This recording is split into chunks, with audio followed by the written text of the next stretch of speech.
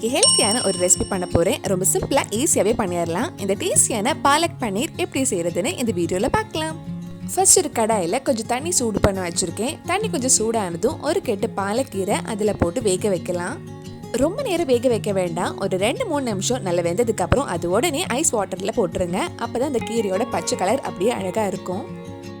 கீரை கொஞ்சம் கூலானதுக்கு அப்புறம் நம்ம மிக்ஸி ஜார்ல ஸ்மூத் பேஸ்ட்டை அரைச்சு எடுக்கலாம்.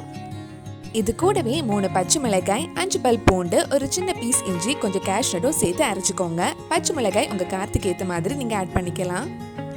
இந்த மாதிரி ஸ்மூத் பேஸ்ட்டை அரைச்சதுக்கு அப்புறம் ஒரு பேன்ல 1 டேபிள் ஸ்பூன் பட்டர், கொஞ்சம் எண்ணெயும் ஆட் பண்றேன்.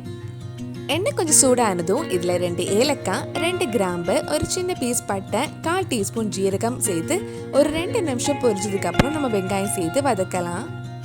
ஒரு மீடியம் சைஸ் வெங்காயம் சின்னதாக கட் பண்ணி இதில் ஆட் பண்ணியிருக்கேன். வெங்காயம் நல்லா வதங்கினதும் இதில் 1/4 டீஸ்பூன் மஞ்சள் பொடி, 1/2 டீஸ்பூன் மல்லிப்பொடி, 1/2 டீஸ்பூன் மிளகாய் பொடி, தேவையான அளவு உப்பு சேர்த்து அந்த மல்லிப்பொடி மிளகாய் பொடியோட பச்சை வாசனை போகிற வரைக்கும் கொஞ்சம் நேரம் வதக்கலாம். பாலக் பன்னீரோட பச்சை கலர் மாறாமல் இருக்கிறதுக்காக நான் 1/2 டீஸ்பூன் மிளகாய் பொடி தான் ஆட் பண்ணியிருக்கேன். பச்சை வாசனைலாம் போனதுக்கு அப்புறம் இதில் சின்னதாக கட் பண்ண ஒரு தக்காளி சேர்த்து வதக்கலாம். நம்ம சேனலில் இதுக்கு முன்னாடி நிறைய வெஜ் ரெசிபி, பன்னீர் ரெசிபிஸ் எல்லாம் பண்ணியிருக்கேன். நீங்கள் இன்னும் அந்த ரெசிபிஸ்லாம் பார்க்கலன்னா அதோட லிங்க் இல்லை டிஸ்கிரிப்ஷனில் இருக்குது. மறக்காமல் அந்த ரெசிபிஸும் போய் பாருங்கள். வெங்காயம் தக்காளி நல்லா வதங்கினதுக்கு அப்புறம் நம்ம அரைச்ச பாலக் இதில் ஆட் பண்ணி நல்லா மிக்ஸ் பண்ணலாம். லோ டு மீடியம் ஃப்ளேமில் வச்சுக்கோங்க. ரொம்ப நேரம் கொதிக்க வைக்க வேண்டாம். ரொம்ப நேரம் கொதிக்க வச்சா அந்த பாலக்கோட பச்சை கலர் கம்மியாயிடும். லைட்டாக ஒரு ஸ்வீட்னஸ்க்காக 1/4 டீஸ்பூன் சுகரும் ஆட் பண்ணியிருக்கேன். இப்போ இதில் 200 கிராம்ஸ் பன்னீர் ஆட் பண்ணுறேன். நீங்கள் இதே மாதிரி இப்படியே ஆட் பண்ணலாம். இல்லைன்னா பட்டரில் கொஞ்சம் ஷாலோ ஃப்ரை பண்ணதுக்கப்புறம் ஆட் பண்ணிக்கலாம். இதெல்லாம் சேர்த்து நல்லா மிக்ஸ் பண்ணதுக்கப்புறம் லோ ஃப்ளேமில் ஒரு 2 நிமிஷம் இருக்கட்டும்.